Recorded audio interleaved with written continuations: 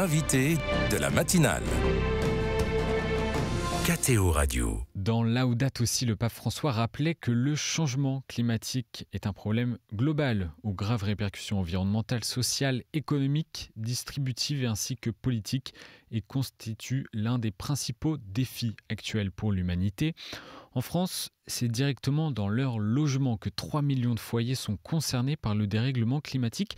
Et on va parler ce matin d'une de ces conséquences, c'est le retrait-gonflement des argiles, un phénomène qui provoque de graves fissures sur les maisons après de longues périodes de sécheresse suivies de pluies importantes ou inversement. Sophie Barthélémy, bonjour. Bonjour. Merci d'être avec nous sur KTO Radio. On va voir avec vous que les défis autour des RGA, ces retraits-gonflements des argiles, sont majeurs. Vous êtes ingénieure et chercheuse sur le sujet au BRGM, c'est le Bureau de recherche géologique et minière. Alors, le retrait-gonflement des argiles, c'est un nom qui n'est pas trop évocateur. Expliquez-nous en quelques mots ce que c'est et à quoi c'est dû. C'est vrai que le retrait-gonflement des argiles, c'est un risque qui est somme toute assez méconnu par rapport à ses impacts. Donc en fait, c'est un phénomène naturel qui consiste en un changement de volume des sols qui contiennent des minéraux argileux selon leur contenu, selon leur teneur en eau. Les sols en fait se comportent comme des éponges. Ils vont gonfler en conditions humides et se rétracter en conditions sèches.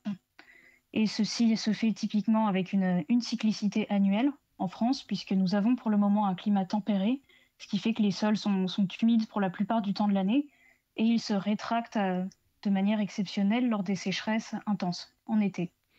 Donc il y a un impact direct du réchauffement climatique sur les effets de ces retraits et gonflements des argiles ?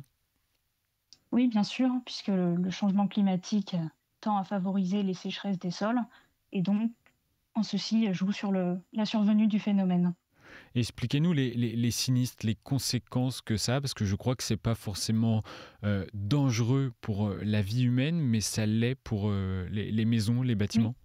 Oui, en fait, donc j'expliquais que ce phénomène occasionne un changement de volume des sols et c'est problématique pour toute structure qui est fondée superficiellement. Donc ça peut être les bâtiments fondés superficiellement, comme les maisons individuelles, mais aussi les routes, par exemple. Oui. Donc ces fluctuations se produisent en grande majorité dans les 2 premiers mètres du sol. Et donc toute structure qui repose sur ces 2 premiers mètres peut être impactée. En fait, souvent, ce retrait-gonflement se produit de manière hétérogène autour d'un bâtiment. On peut imaginer une maison. Donc la périphérie de la maison et le sol est exposé, donc il va se dessécher pendant l'été. Et sous la maison, le bâtiment lui-même protège de l'évaporation le sol qui va rester hydraté. Et cela occasionne une température qui, au bout d'un moment, va accommoder cette déformation du sol et va se fracturer. Donc ces dommages sont de gravité variable. Ça peut être juste des simples dommages esthétiques, des lézardes sur les façades, jusqu'à des dommages structurels au mur. Et votre bureau a élaboré une carte, le BRGM, une carte qui répertorie justement ces zones RGA. Où est-ce qu'on les trouve généralement en France métropolitaine ? Dans quelle région ? Donc ces propriétés de retrait et de gonflement des sols dépendent de leur composition et en particulier si elles contiennent des minéraux argileux, si oui, de quel type. Ces minéraux argileux en fait dépendent la composition des sols en elle-même dépend du contexte géologique de la région. Et pour ce qui est des formations argileuses, on les trouve plutôt en contexte de bassins sédimentaires. Donc en France, on parle il y a le bassin parisien et puis le bassin aquitain, et on va trouver des argiles qui ont des propriétés gonflantes dans ces secteurs-là. Donc en termes de région, il y a tout le sud-ouest avec notamment le bassin toulousain qui est très concerné par ce phénomène-là. Le centre Val-de-Loire, pour ce qui est bassin parisien, la Lorraine, le nord de la France, pour donner quelques secteurs. Et donc les personnes qui ont des maisons dans ces coins-là sont susceptibles d'avoir un jour ou l'autre des fissures qui apparaissent sur leur maison ? Alors les sols sont dits susceptibles. En revanche, il n'y a pas que le sol qui est une composante. Enfin, c'est un phénomène multifactoriel. Il faut qu'il y ait le sol qui soit sensible au retrait et gonflement, multiplier les sollicitations météorologiques, donc la survenue de sécheresses importantes. Les facteurs d'environnement sont d'importance. Donc pour ce qui est ces propriétés de sol, il y a un document qui a été produit par le BRGM après de nombreuses années de recherche, qui s'appelle la carte d'exposition au retrait-gonflement des argiles, qui répertorie ces zones avec les sinistres qui ont été recensés par les assureurs et qui permet de sortir sur le territoire, donc 4 niveaux différents possibles par rapport au retrait-gonflement des argiles. Donc soit on est en zone non argileuse, on n'est a priori pas concerné par le phénomène, soit on est en zone avec une exposition faible, moyenne ou forte. Donc avec le risque est plus grand si on se situe en zone forte. Donc cette carte qui a été développée à échelle nationale, elle est accessible aux particuliers via la plateforme GeoRisque, donc qui a été développée par le ministère, pour communiquer sur les risques auprès du grand public. Donc sur cette plateforme GeoRisque, on peut renseigner son adresse et le site va sortir un état des risques différents, dont le retrait-gonflement des argiles. On peut voir comment on se positionne par rapport à cette carte. Le coût des dégâts liés au RGA est très élevé. On dit même que c'est devenu le premier poste d'indemnisation des assurances et que les coûts pourraient même tripler d'ici 2050. C'est conséquent. Oui, cette affirmation comme quoi c'est le premier coût, le premier poste d'indemnisation, c'est vrai après 2016. En fait, le retrait-gonflement des argiles est compensé dans le cadre du régime d'indemnisation des catastrophes naturelles. Et la Caisse centrale de réassurance a estimé son coût à 25 milliards d'euros depuis la date à laquelle ça a été intégré au régime, depuis 1989. Et c'est vrai qu'après 2016, il y a eu des sécheresses très conséquentes sur le territoire, notamment la sécheresse de 2022 qui a été le record absolu en termes de coût des sinistres. Sur le territoire français, il y a eu des dommages estimés entre 3,4 et 3,7 milliards d'euros.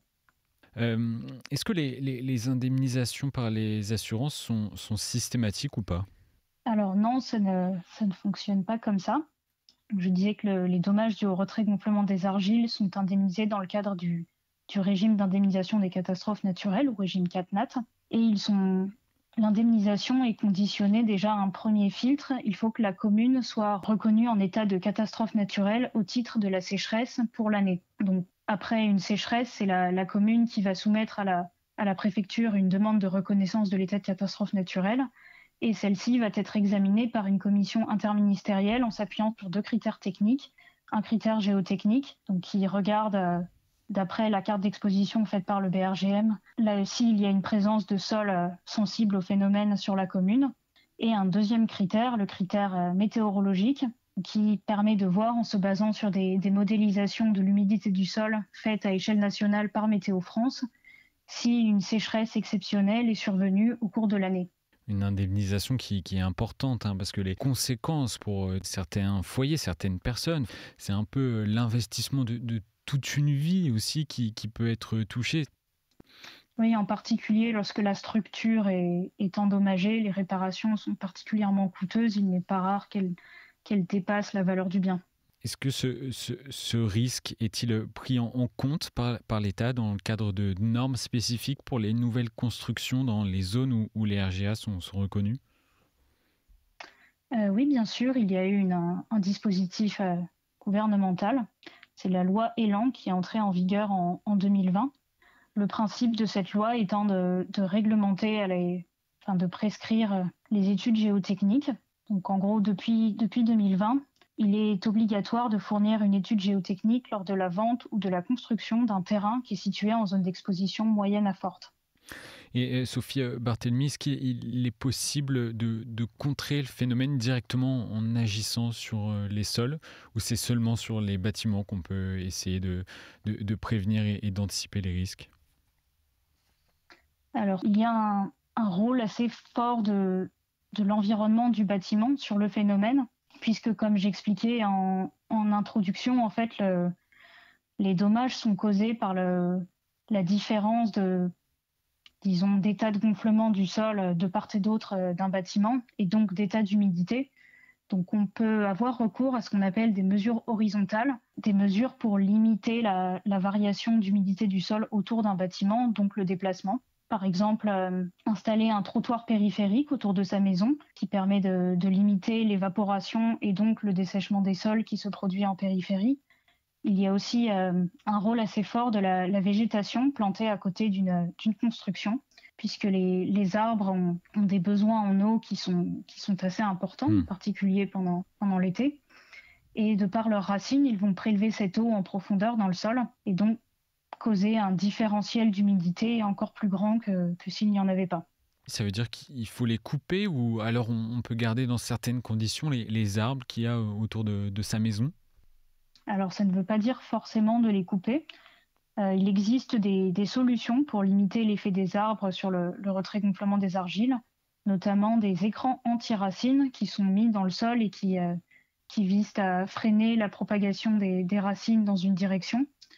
Sinon, pour les arbres, il faut y réfléchir dès la plantation de l'arbre. Quand on veut en planter un, réfléchir à quelle taille est-ce qu'il fera une fois adulte et anticiper par rapport à... se projeter à ce stade. Et peut-être pas le mettre trop près de la maison. Merci Sophie Barthélémy pour ces explications au sujet des retraits et gonflements des argiles. Je rappelle que vous êtes ingénieure et chercheuse sur le sujet au BRGM, le Bureau de recherche géologique et minière. Bonne journée à vous.